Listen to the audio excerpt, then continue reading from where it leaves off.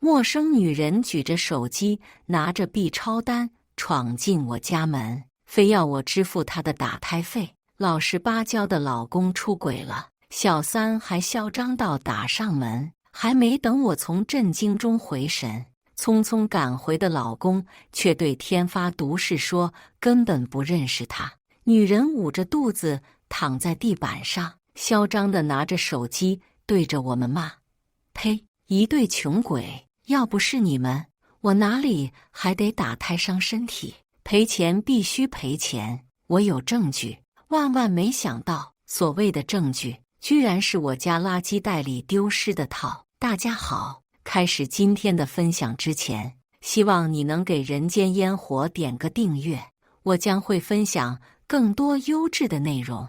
陌生女人突然咚咚咚地捶开我的门，我刚打开，她就举着手机开着直播往我房门里面冲，一边冲还一边对着手机高喊：姐妹们，今天我又到这穷鬼男人家来要钱了，姐妹们给我小心心点起来，礼物刷起来，咱今天把声势搞大一点，我不信还要不到钱。我看了一眼他的弹幕，上面都是支持他的，姐姐好勇敢啊，姐姐加油。对，一定要坏男人付出代价，不负责任的男人统统去死。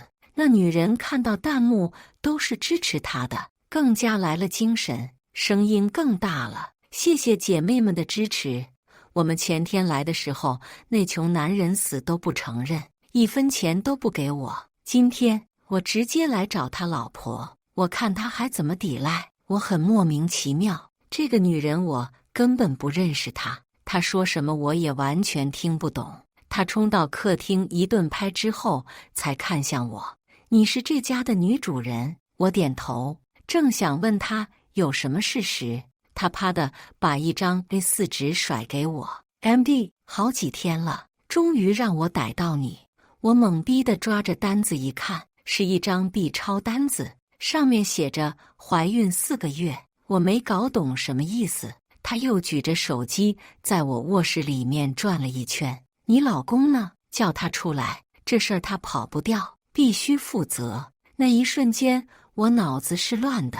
陌生女人拿着 B 超单子说要我老公负责，这什么意思？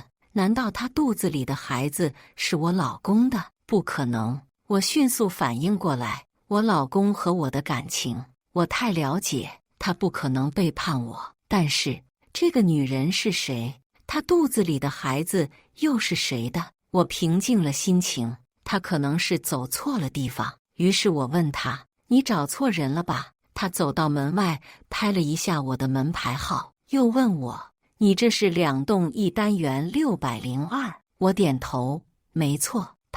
他马上一拍桌子：那就不会错，就是你们家，我肚子里的孩子就是你们家的责任。今年我不能要孩子的，但是因为你们这穷鬼家庭又让我怀上了，所以我要打胎，你们得给我钱。我有点好笑了。我认识你吗？有什么理由要我给钱？他马上又对着摄像头了。姐妹们看看这女人的嘴脸了，是不是跟她那不负责任的穷鬼老公一样，都是耍赖的高手？弹幕一片骂声，全部都是骂我的。天啦，自己老公都管不住，还不出来承担错误，太失败了。就是小姐姐真可怜，遇到坏男人还有蛮不讲理的坏女人。对呀，女人何苦为难女人？我说那位大姐，就把钱给了吧，人家只是要打胎钱而已，并不过分。我看着网络上的那些键盘侠，快气死了。他们知道什么？连我自己都还没有搞明白。我连忙打电话给老公，听那女人的意思，她前2天还来过，但是我这几天出差，所以什么都不知道。老公接到电话的时候，差点在电话里面骂人。他让我不要理那个女人，他马上回来，挂了电话。趁这个时间，我想好好问问清楚，你叫什么名字？住哪里？你怎么认识我老公的？他把手机支在茶几上，一屁股坐上我的沙发。我叫陈明，就住在你对面那栋。至于怎么认识你老公的，他回来自然会告诉你。他一边说，还一边嫌弃地看我。呸！看你打扮的人模鬼样的，谁知道原来是个穷鬼，抠门的要死，神经病！我什么样子轮得到他来评价？他是谁？我把他从沙发上拉起来。我没有邀请你来，也没有邀请你坐我的沙发。起来，滚出去！他突然大叫一声，捂着肚子。啊！姐妹们，你们给我作证啊！这狠毒的女人不想给打胎费，居然想直接弄死我的孩子，太恶毒，太不是人了！我真是气死了。本来出差，今天就累得要死，回来还看到一个神经病，他就那么坐在地上，跟手机里面那些键盘侠们聊得嗨死了。姐妹们努力点点赞啊，送礼物啊！观看人数到了10万，我就给你们直播手撕渣男。屏幕上飘起了各种跑车、火箭、嘉年华，他高兴得合不拢嘴。加油哦，姐妹们！现在已经5万了，到10万马上兑现诺言。你们多送礼物，我连渣男和他恶毒的老婆一起打。弹幕疯狂地飘出来，打倒渣男，撕掉渣男，让渣男去死！对，让渣男去死！愿世上再无渣男！渣男去死！渣男都去死！我看着这荒诞的不能再荒诞的一幕，差点气晕了过去。好在老公回来得很快，他马上抱住差点晕倒的我。老婆，你怎么样？一肚子的气，终于看到可以发泄的人。我拼命捶他的胸口，说：告诉我，这是怎么回事？到底是怎么回事？他连忙安抚我：你听我说，我自己也不知道。这个神经病前天就突然来敲门，说我让她怀孕的，要我给她打胎费。我根本不认识她呀，我怕闹出什么误会，直接赶走了她，话都没敢多说2句。我还以为她是发了疯，或者走错了房，谁知道她今天又来了。陈明看到老公回来，一下从地上跳了起来。呸！不负责任的穷鬼男人！既然你做不了主，我今天就找你女人，我看你们还往哪里跑？还有什么理由不给钱？他打了一个电话出去。妈，你上来吧。我把人堵住了。很快，一个穿着花棉绸套装的大妈就气冲冲地站到了陈明身边。她上下打量，怎么样？没受欺负吧？陈明摇头，没有。但他们还是死不承认。妈，你拿出证据来让他们闭嘴。老太婆马上横着眼睛看向我和老公，给钱，快点，休想耍赖，我可是有证据的。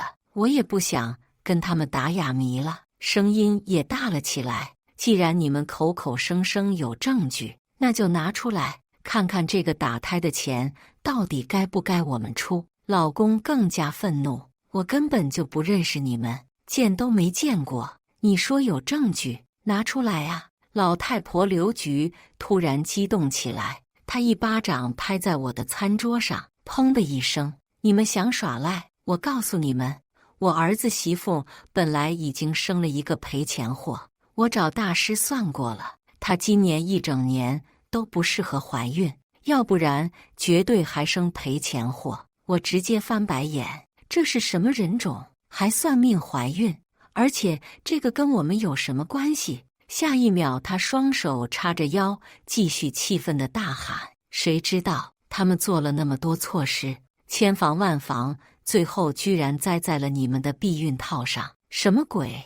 我和老公都瞪大眼睛，他们怀孕跟我们的避孕套有什么关系？陈明上下打量了我好几圈，然后满是嫌弃：穷鬼，连个套都舍不得买好一点的，那么差的质量，那么薄薄一层，它能防住个什么东西？我就说，你们不为自己考虑，也不能出来害人啊！现在好了，我又怀了女儿，怎么办？我下意识地脱口而出：怎么办？他就等着我问，接得很快。怎么办？当然是打掉啊！我已经生了一个女儿，这个肯定不能要了。但是打胎多伤我的身体，现在都4个月了，所以我的这些损失全都该你们赔。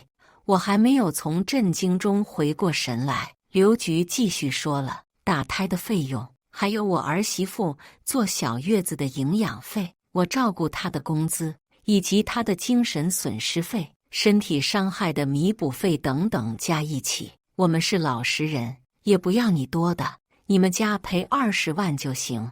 我和老公目瞪口呆，好一会儿之后，我才反应过来，你们是不是有病？自己怀孕了来找我老公，你们家男人是死了吗？哇塞！刘局听我这么说，他儿子可是要发疯了。他突然抓起我茶几上的茶杯，砰的一声砸到地上。你这个女人怎么这么恶毒，还诅咒我儿子去死！我今天非得好好教训教训你，神经病，还想打我！我一把抓住他高高举起的手腕，用力一推，他踉踉跄跄地往后退，最后撞到了墙上，像个泼妇一样突然躺到地板上，扯开嗓子就喊了起来，打人了，打死人了，有没有人给我做主啊？要人命了呀，吵死了！我瞪了一眼还在地上嚎叫的他，手指着门口，滚，听到没有？给我滚，别在这里无理取闹。他怎么会滚呢？甚至连陈明也马上躺到了他旁边。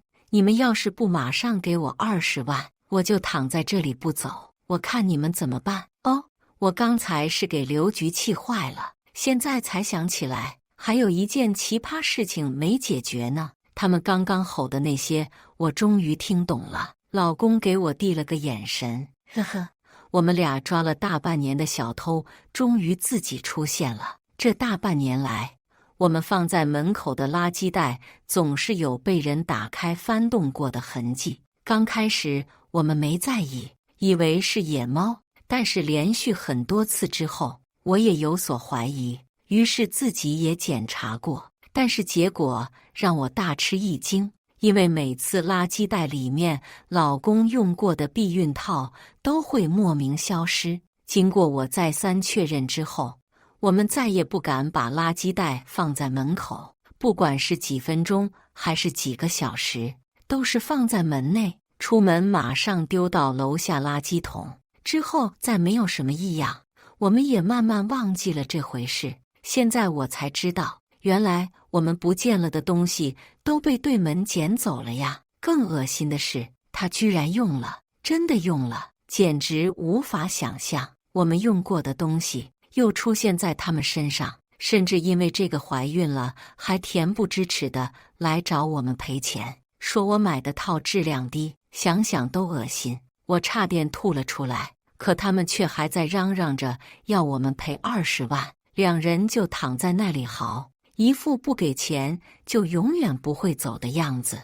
我真是没有见过这么不要脸的人，本想一脚把他们全部踢走，可是陈明是孕妇，我不敢动她，本来就这么无赖，要是她等下自己摔一跤，故意赖上我，那我可真是说不清楚了。于是我直接抓起了陈明正在直播的手机，大家刚刚都看到了吧，也都听到了吧，这女人肚子里的孩子跟我老公没有半毛钱关系，是他们自己奇葩偷了我们家用过的避孕套。我刚说完，弹幕就疯了呀！天啦，居然还有这种事情，太奇葩了吧！就是啊，他这扯了这么久，我还以为他是被渣男骗了，怀了别人的孩子不负责呢，搞了半天，原来偷别人的避孕套中招了呀！恶心死了，这东西还能2次利用吗？笑死我了，穷到这种地步了，套都买不起，就忍着吧，别做了。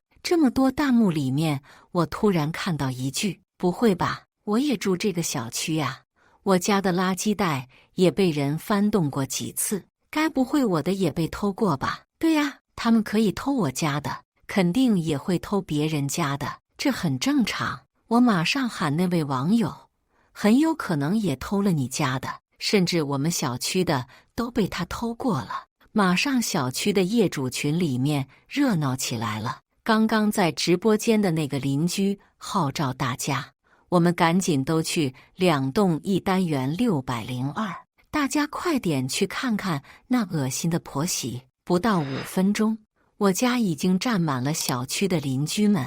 看热闹是我们中华民族的传统美德。刘局和陈明见一下来了这么多人，他们更加精神了。2人高昂着头颅，好，既然大家都在，正好给我们评评理，也让大家见识一下这无赖的一家人，真是人不要脸，天下无敌。他们还在说我们是无赖一家人。我一五一十的把事情经过全部讲给了邻居们听，都3观尽碎啊！太奇葩了吧！居然还有这样的人。对呀，这也能捡？人家捡酒瓶子纸皮就算了，他居然捡这个，妈耶，还用？天啦，真是想想就恶心，可不是吗？这人脑子里面都在想什么？尤其是怀上了，居然找别人要钱打胎，简直闻所未闻。刘局和陈明建没有一个人站在他们这边，发了毛。你们这些人简直是非不分，现在是我受苦，我要打胎，多伤我的身体，而罪魁祸首就是他们，我怎么不能让他们赔钱？凭什么？笑死了！邻居们开始接着对他，套都买不起，你们就忍着，折腾什么呢？可不是吗？多丢人啊！还好意思找人要钱，人家没找你赔钱就不错了。刘局不服气，你们这些不懂得节约的东西，他们丢了，我捡回去有什么错？再说了，我又不是直接给我儿子用，我都是洗得干干净净的，有什么不可以？邻居都在翻白眼，那你自己捡的，又不是人家给你的，你们怀孕了找人家做什么？陈明这下可比我还生气了，我不找他找谁？他们自己不买质量好的，买那么差的东西，那不就是害人吗？简直是毁3观啊！邻居们都在骂他们神经病，他们俩毫不在意，就是躺在地上，一副不给钱不走的样子。我又失算了，原以为这么多人看着他们肯定要点脸自己走人的，没想到这根本就不是正常人，根本没脸啊！老公正准备报警时，另外一个邻居突然大声说：“这2个月我家的垃圾袋也总是被人打开过，我也和你们一样，以为是野猫翻的呀！天啦，该不会我家也被它翻过吧？”其他人都倒吸一口冷气，有些家门口装了摄像头的纷纷打开了监控，好吗？2分钟后，大家都炸了，他们居然每家的垃圾袋都翻过了，这下他们是犯了众怒，大家纷纷指责他们：“你们真的是有什么大病吧？这种东西还能用2手的？就是，可没笑死我！有你们这样的邻居，我睡觉都害怕。”陈明刚开始还一副死猪不怕开水烫的样子，但是越来越多的人指责他后，他也没那么大声了。倒是刘局还是什么都不怕，滚滚滚，你们都给我滚！我又没找你们要钱，关你们屁事儿！邻居们当然不会走，这么奇葩的事情，谁不想多看几眼？而且也捡了他们的，谁又不害怕？我突然想到一个问题。你每家每户的捡，怎么就能确定他是用了我家的怀了孕？刘局这下可骄傲了，他扬着头，哼，你以为我傻呀？我都是做好记录的，这个月用哪一家的，下个月用哪一家的，我标记得清清楚楚，就是怕出了问题找不到人负责。我儿媳妇怀孕那个月就是用的你们家的套，我可记得太清楚了。天啦！还真给他装到了，居然还能未雨绸缪，简直是神人！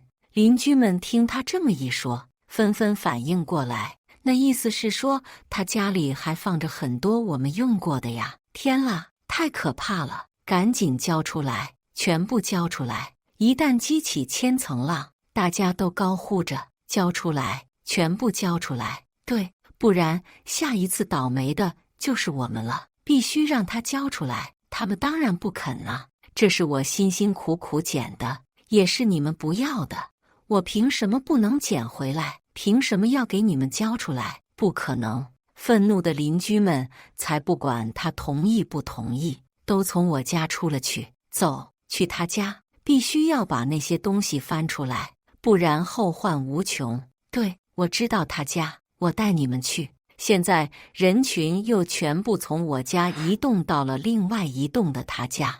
一路经过小区下面时，加入的人越来越多，简直是里3层外3层。陈明的手机一直在我手上，我当然没有关掉直播。弹幕这下都是同情我们和骂他们的了，真是千年奇葩。姐姐你可太惨了，遇到这种邻居，就是让他赔钱，赔你们的精神损失费。还有人高喊着要陈明退钱，刚刚我还给他送了那么多礼物，退钱，全部退给我，骗子！退钱+1，退钱+1！我举着手机继续直播，愤怒的邻居们已经死死地堵住了他们的房门。开门，快点打开，不然我们就撞进去。陈明故意挺着他不太明显的肚子站在门口，我看你们谁敢？这是我家，我没让你们进，就谁都不能进。大家虽然很气愤，但是她始终是个孕妇，没有人敢真的动她。刘局一看没有人敢动手，又嚣张了，他手指头指了我们一圈，都是些穷鬼，用过的东西还想要回去？呸！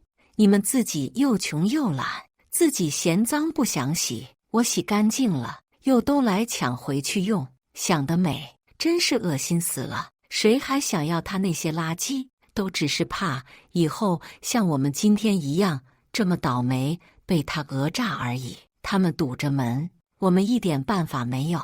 老公还是报了警，警察同志来得很快。事情来龙去脉了解后，警察同志跟我们刚开始一样，目瞪口呆。但凡是个人听到这种事情，都会是这样的表情吧。他严肃地让刘局和陈明开门，他们这次倒是很听话。刘局哼一声，开就开。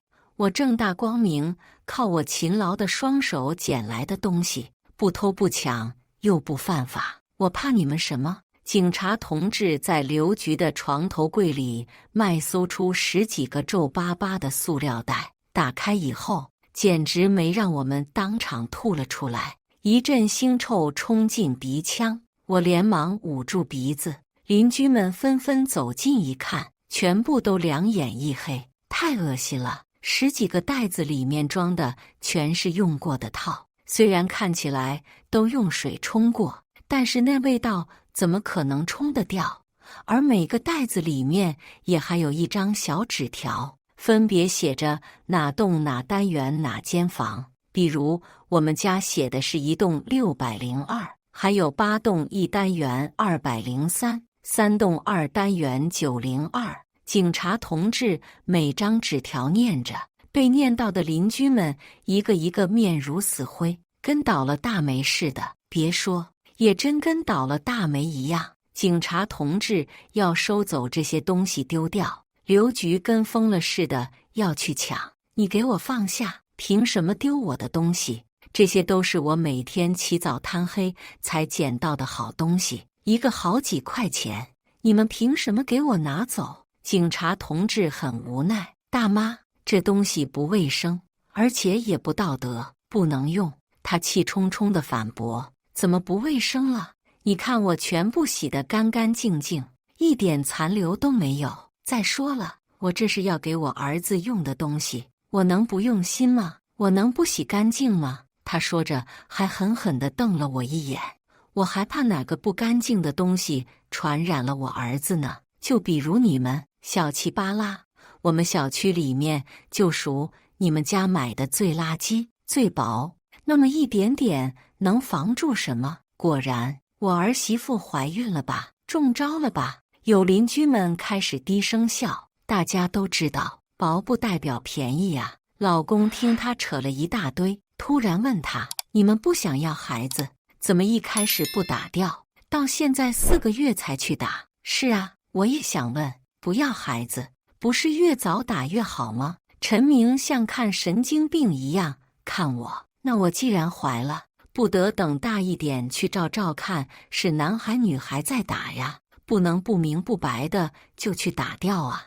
你以为谁都像你们这么心狠手辣？只是可惜 TM 的果然又是个女孩。大家说说，他们把我害得有多惨，现在才打多伤害我的身体。神经病，女孩招他惹他了。不过也好，要是生在他这个家里也是倒霉一辈子，倒是早点去别的家里投胎的好。警察同志还在苦口婆心劝他们丢掉东西。一个闻着花臂的男人提着棍子冲了进来。谁？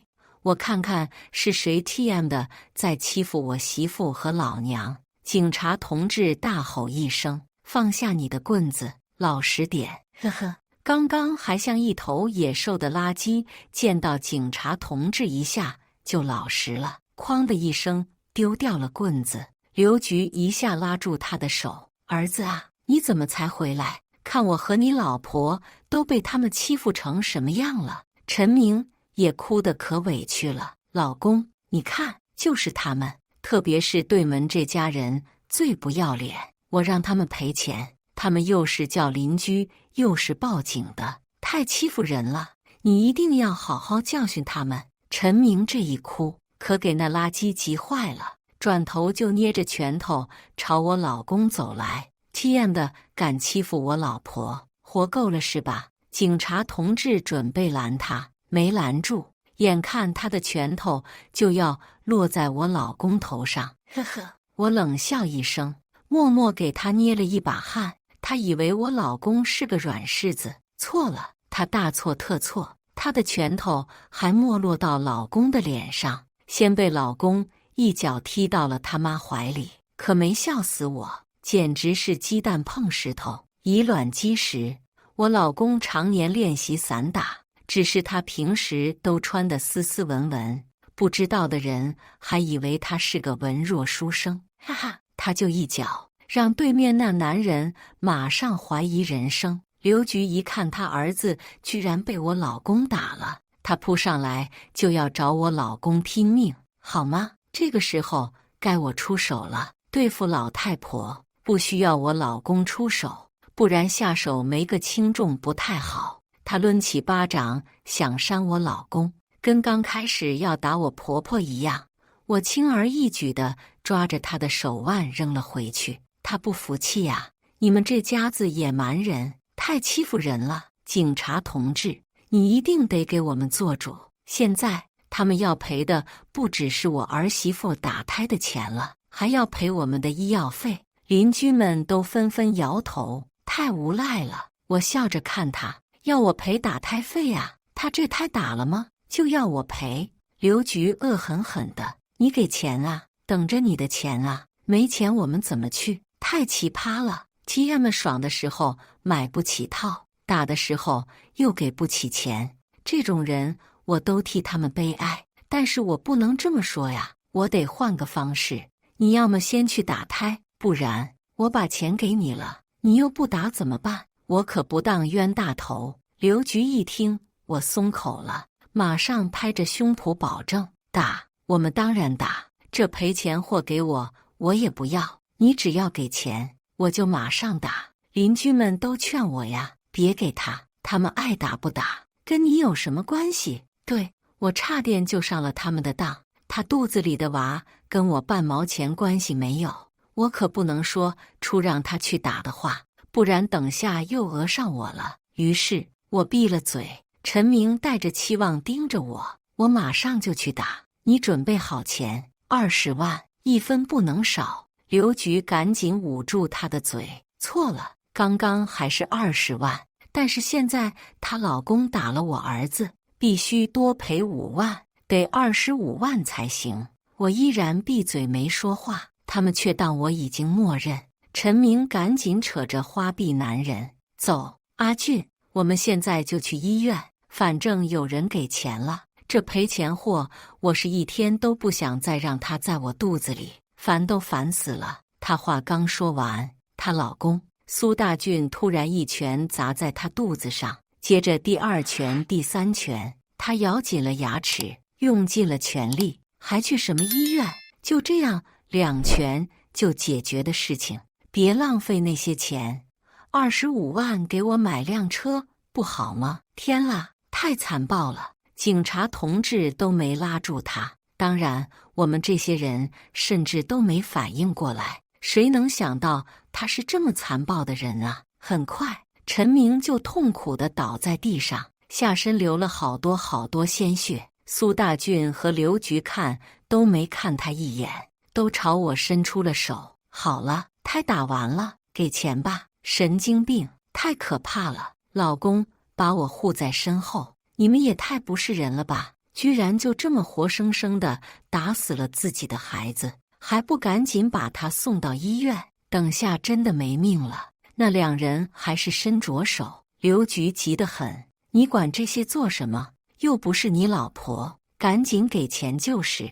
太 TM 的不是人了。老公一脚把他们踢开。警察同志快速地控制了他们，然后拨打了120。可那躺在血泊中的陈明却还虚弱地喊着：“不，我不去医院，除非他们马上给钱，不然就算死我也不去。那就死去吧，自己都不把自己当人，谁能管得了他？”120很快到来，陈明已经失血过多，晕倒了过去，他被迅速抬上救护车。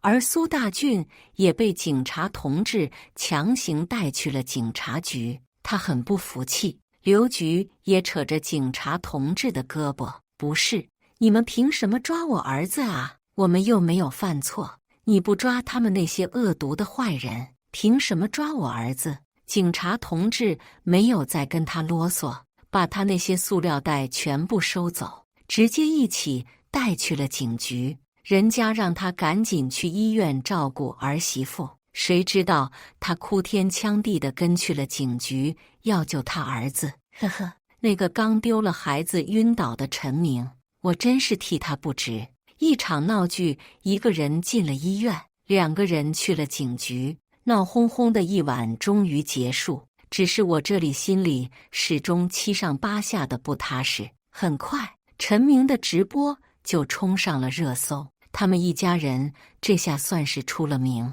但是就1天过去，苏大俊居然被放了出来。我问了警察同志，居然是陈明出了谅解书，说只是普通的家庭矛盾，简直太不把自己当人了。小区群里对他们人人喊打，大家都对他们避之唯恐不及。几天后，陈明出了院，可是听说他子宫没了，再也怀不了孩子。而那个苏大俊因为热搜被领导看到，工作也没了。他们一家这下是实实在在地摊上了大事儿。苏大俊不服气，当然刘局更加不服气，唯有陈明没有再出现。苏大俊还来找我和老公，这一切的始作俑者就是你们家。你要是买好一点的套，质量好一点，我们至于这样吗？刘局跟着还是那句话，赔钱，必须赔钱，赔我们100万。TM 的还不死心。我们正要报警时，陈明苍白着脸一步一步地走了过来，他手里提着一把菜刀。苏大俊和刘局都以为他会砍我和老公，还稳稳当当地抱着胸站在他旁边。谁知道他一刀重重地砍在了苏大俊的脖子上。苏大俊怎么也没想到啊，他就那么站着，被陈明砍了一刀又一刀，直到血流如注。刘局好一会儿之后才反应过来，他呼天抢地的大哭：“要命了呀！杀人了呀！快点报警！你们快点给我们报警啊！”他又扯着陈明的裤腿：“你发什么疯啊？我们叫你砍他们的呀！你怎么砍在了大俊身上？”陈明已经没了力气，他丢掉了手里的菜刀，瘫倒在地上，任由刘局打骂，静静地等待警察的到来。苏大俊很快没了呼吸，陈明被带去了警局，而老太婆一夜白头，她快疯了。陈明被判了无期徒刑，法庭上，法官问他为什么杀人，陈明毫无生气：我一辈子不能当妈妈了，他们还要让我去杀人，去讹钱，我为什么不直接杀了他们呢？最后，陈明看着我：对不起，老太婆给我用过的套时，我没有反抗。她要我去找你们要钱打胎时，我也没有反抗。可是最后，他们差点要了我的命，我才知道我错了，我早该反抗。对呀，不懂得反抗的女人，只能被人操纵一辈子，这是她的悲哀。以上就是今天分享的故事。大家有什么想说的、想吐槽的，欢迎在下方评论交流。也更希望能给人间烟火点个订阅，我将会分享更多优质的故事内容。